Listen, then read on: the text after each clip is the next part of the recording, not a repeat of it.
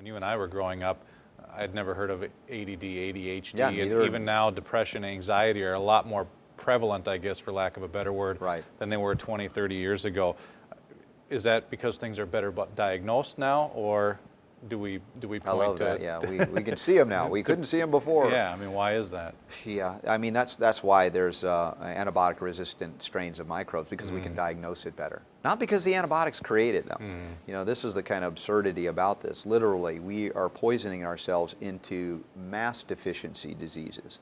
And none of these, as I say, like you mentioned ADHD, it's not a Ritalin deficiency, but we hand out Ritalin like it is. And the school systems get kickbacks, they get money for kids that are put on it. These things are horrific that occur on the local level. So you see almost guidance counselors saying, hey, this kid should be on Ritalin. You know, do they have prescription ability? No, but it happens. This is what happens. And we don't look to nutrition at all in this case. So yeah, all of these diseases that were rare, if non-existent, now are commonplace.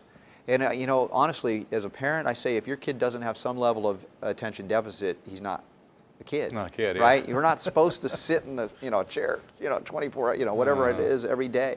There's got to be levels of activity and interaction within a learning environment. So the learning environment may be unhealthy and may be stimulating more of this. Oh, we can't have little Johnny or little Susie doing something outside of the box here. So what do? Just like George Orwell's 1984, Aldous Huxley's, Soma, right, of A Brave New World.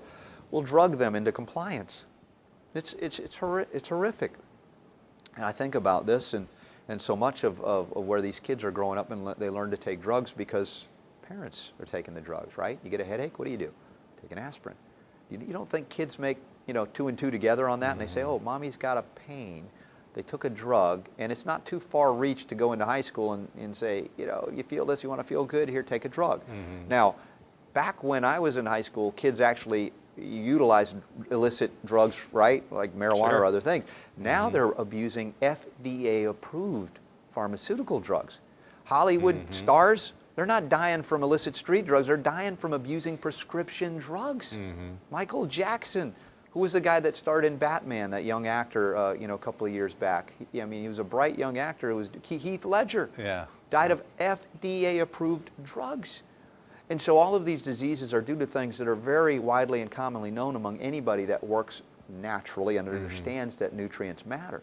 But the medical industrial complex, the pharmaceutical industrial complex, Dick Durbin, the rest of the people in Congress, the executive branch, the judicial branch have been corrupted by Big Pharma to the degree that they can't allow this freedom to come back in to heal, the freedom to heal. A weakened population by drugs is much more malleable, easier to control, and that is something that unfortunately we've got to recognize. Even though we live in an American system of governance that was a republic, government was that was supposed to be constrained by a constitution. Our founding fathers warned us what would happen, and it is indeed what has happened.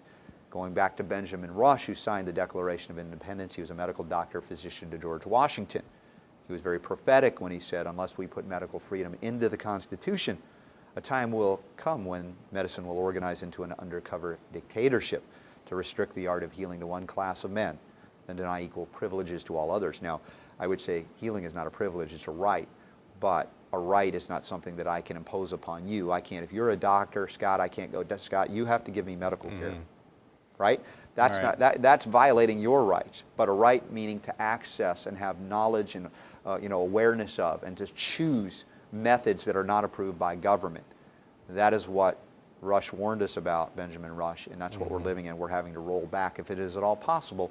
But the economics, the fiat money system, that may be the way it happens with the collapse of the economy. I liken it to kind of like if you eat junk food like Twinkies every day, empty calories, devoid of nutrients, minerals. That's what we've done to our monetary system with the Federal Reserve. We basically have Federal Reserve note paper dollars. They're not real dollars. They carry no gold, no silk, no nutrient, no substance. Right. And in that way, we've destroyed our economy via that same way we're destroying our health, albeit in different realms, economics versus nutrients. But it's the same principles that apply.